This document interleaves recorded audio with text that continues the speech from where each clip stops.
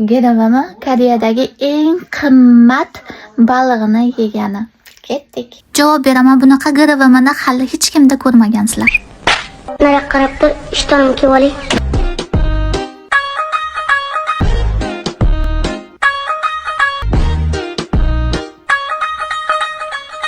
Ana aytdim-ku, hali hech kimda ko'rmagansizlar deb. Xullas kiyimlarimni nari tezligida kiyib, Savoni ham kiyimlarini kiydirib qo'ygandim. Kariz qaynonam esa Nariga qarab tur, ishtonim kelib olay. deb qo'zilib bo'ladimi, qanaqa ishton kiyarkanlar desam,